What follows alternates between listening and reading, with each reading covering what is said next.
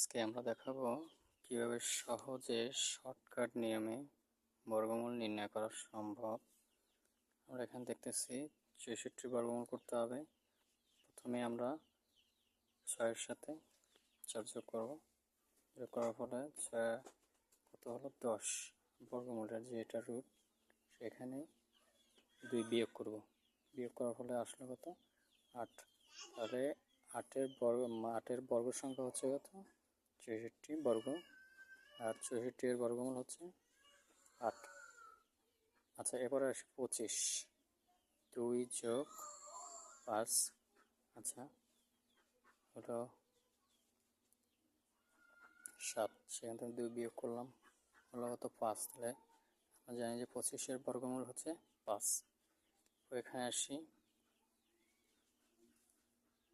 ২ যোগ ৮ যোগ ৯, ৮ আর ৯ ১৭, ১৭, ১৮, ১৯, ১৯ মাইনাস 2 17। তাহলে এই সংখ্যার বর্গমূল হলো ১৭। এরপরে আসি ১ যোগ ৯ যোগ ৬, ৯ ৬ ১৫ আর ১৬, ১৬ থেকে আমরা ২ বিয়োগ করলাম, হলো হচ্ছে ১৪। তাহলে এটার বর্গমূল হচ্ছে ১৪। শর্টকাট নিয়মে বর্গমূল নির্ণয় করা সম্ভব। আমরা এখানে দেখতেছি ৬৪ বর্গমূল করতে হবে। প্রথমে আমরা ৬-এর সাথে ৪ যোগ করব। যোগ করার ফলে ৬ কত হলো ১০ বর্গমূলের যে এটা রুট, সেখানে ২ বিয়োগ করব। বিয়োগ করার ফলে আসলে কত ৮। তাহলে ৮-এর বর্গ সংখ্যা হচ্ছে কত ৬৪ বর্গ, আর ৬৪ এর বর্গমূল হচ্ছে ৮। আচ্ছা, এরপরে আসি ২৫, ২ যোগ ৫, আচ্ছা হলো ৭। সেখান থেকে ২ বিয়োগ করলাম, হলো কত ৫। তাহলে আমরা জানি যে ২৫-এর বর্গমূল হচ্ছে ৫। এখানে আসি ২ যোগ ৮ যোগ ৯, ৮ আর ৯ ১৭, ১৭, ১৮, ১৯, ১৯ মাইনাস 2 17। তাহলে এই সংখ্যার বর্গমূল হলো ১৭। এরপরে আসি ১ যোগ ৯ যোগ ৬, ৯ ৬ ১৫ আর ১৬, ১৬ থেকে আমরা ২ বিয়োগ করলাম, হলো হচ্ছে ১৪। তাহলে এটার বর্গমূল হচ্ছে ১৪। শর্টকাট নিয়মে বর্গমূল নির্ণয় করা সম্ভব। আমরা এখানে দেখতেছি ৬৪ বর্গমূল করতে হবে। প্রথমে আমরা ৬-এর সাথে ৪ যোগ করব। যোগ করার ফলে ৬ কত হলো ১০ বর্গমূলের যে এটা রুট, সেখানে ২ বিয়োগ করব। বিয়োগ করার ফলে আসলে কত ৮। তাহলে ৮-এর বর্গ সংখ্যা হচ্ছে কত ৬৪ বর্গ, আর ৬৪ এর বর্গমূল হচ্ছে ৮। আচ্ছা, এরপরে আসি ২৫, ২ যোগ ৫, আচ্ছা হলো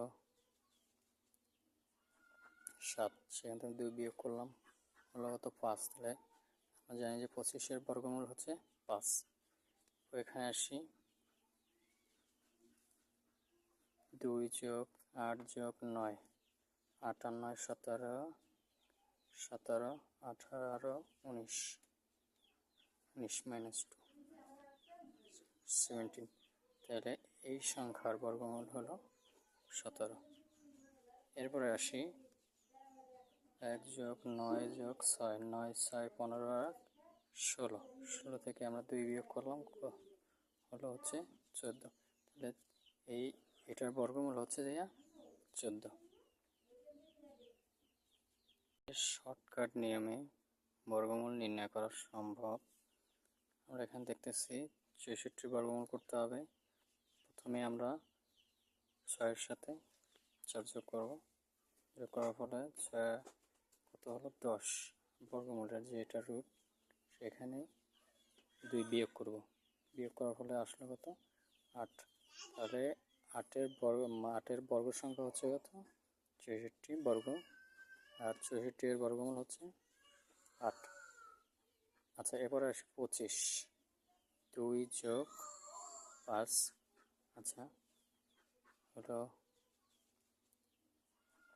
7, সেখান থেকে 2 বিয়োগ করলাম, হলো কত 5। তাহলে আমরা জানি যে 25 এর বর্গমূল হচ্ছে 5।